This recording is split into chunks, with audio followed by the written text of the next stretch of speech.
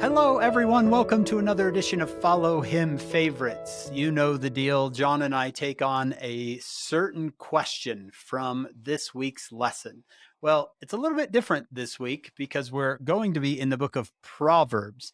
So instead of asking a question, we're just going to say, what are our Follow Him favorite Proverbs? The book of Proverbs is made up of short little sayings. It's like the ancient world's Instagram, where you can kind of scroll through and just get little quotes that you like and you can put up on your mirror.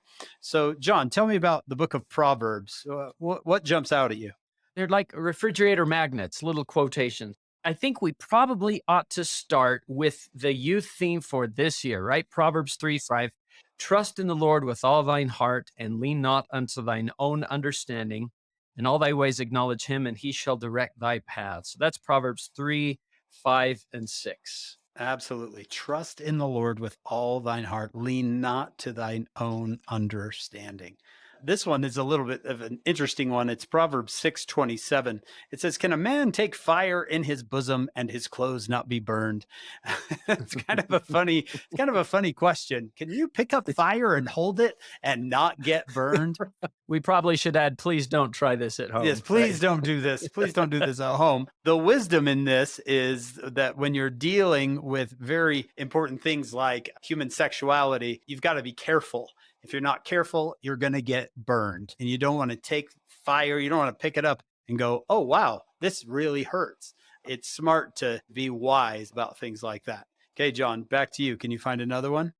Yes, Proverbs 4:7. Wisdom is the principal thing. Therefore, get wisdom, and with all thy getting, get understanding. In all thy With getting. all thy getting, whatever that means. With everything you've got. Yep. If you're getting a lot, make sure you're getting understanding. How about Proverbs 14, verse 4? See if you can follow this one, John. Where no oxen are, the crib is clean. I love this one. Where no oxen are, the crib is clean. Now, that's only the first half.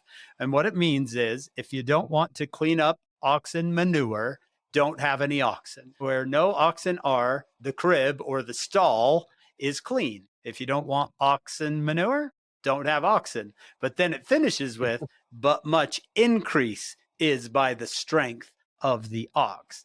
So it's a give and take. I like this because there's no such thing as a manure-free ox. If you're going to have an ox, you're going to have to deal with both the pros and the cons. You're going to have to deal with the pros, which is the strength of the ox, but also the cons, cleaning up after the ox. I've used this in marriage many times. If you don't want to have marriage problems, don't get married. But there's a lot of blessings from being married. If you don't want to have kid problems, don't have kids. But there's a lot of blessings that comes from having kids. Just one of my favorites. Where no oxen are, the crib is clean, but much increase comes by the strength of the ox. Back to you.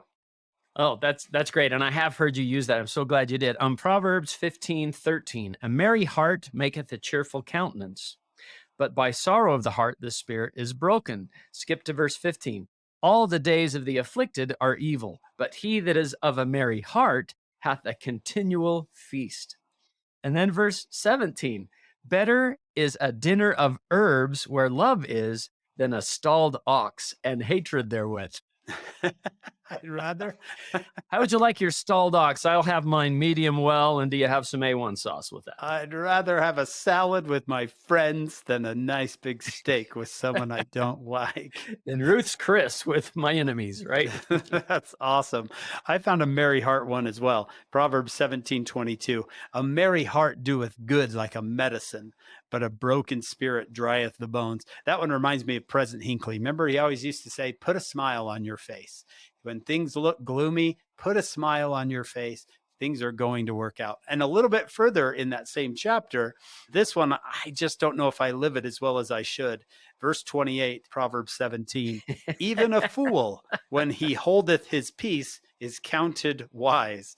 So if you're not that smart, don't open your mouth and people won't know that you're not that smart. But problem is I keep opening my mouth. Oh, my dad used to say something. I guess it is a proverb, not biblical, but it's better to let people think you are a fool than to open your mouth and remove all doubt. You are a fool. Across the page, this one is for new grandpas, Proverbs 16:6, and for old grandpas. Children's children are the crown of old men, and the glory of children are their fathers. So your children's children, those are called grandchildren. I have one. That's fantastic. And they are the crown of life. Skip all the way up to Proverbs 27:17. Think about this with your friends. Iron sharpeneth iron. If you want to make an iron sword even sharper, you use iron. Those two things can sharpen each other. So a man sharpeneth the countenance of his friend. Ooh, I like that one. A good friend was going to make you sharper. It's going to make you prepared for spiritual battles. You want friends like that, an iron friend. Proverbs 27:6. Faithful are the wounds of a friend, but the kisses of an enemy are deceitful. Oh, I just think maybe there's something about the Savior in that. He was wounded for us, the wounds of a friend for us, but the kisses of an enemy are deceitful. Who kissed Jesus to betray him, you know? Interesting. Yeah, that definitely can be a foreshadowing of Jesus. All right, here's my last one. Proverbs 25:28. He that hath no rule over his own spirit, so self-control, is like a city that is broken down and without walls. A city that is broken down and without walls is about to be destroyed. It's about to be taken over by any other army that's coming along. So we need to make sure that we have as much self-control as possible. We need to have rule over our own spirit. A couple more. Proverbs 29:11. Going back to that same thing you talked about. A fool uttereth all his mind, but a wise man keepeth it in till afterwards. And then verse 20, seest thou a man that is hasty in his words? There's more hope of a fool than of him. But let's end on a positive note. 29, verse 18, where there is no vision, the people perish. But he that keepeth the law, happy is he. Ooh, I love that. When you said there is no vision, the people perish, I think of President Nelson. We have vision. Man, do we have someone with vision? I'm going to throw in one more that I like. I forgot about this one. Proverbs 15, verse 1. A soft answer turneth away wrath, right? Try to not get upset, raise your voice, and get angry. A soft answer turneth away wrath. Over in verse 18, same chapter. A wrathful man stirreth up strife, but he that is slow to anger appeaseth strife, or is a peacemaker. So much to learn in the book of Proverbs. Here's another one, Hank. I got to throw this one in. Proverbs 13:20. He that walketh with wise men shall be wise. A companion of fools shall be destroyed. I heard somebody make the most interesting comment once that if two men are walking down the street and they meet each other, one will adopt to the speed of the other, or their stride will start to match. One will slow down, one will speed up. And it's just that idea of try to have good associations because they'll bless you. So I'm blessed to be walking down the street with you, Hank. Thank you. That's awesome. Hey, that was a great one to finish on. We hope that you will go into the book of Proverbs this week and find some of your favorites. Get your red pencil out and start highlighting through the Proverbs. You might find some that you remember for the rest of your life. Now, we want you to come join us on our full podcast. It's called Follow Him.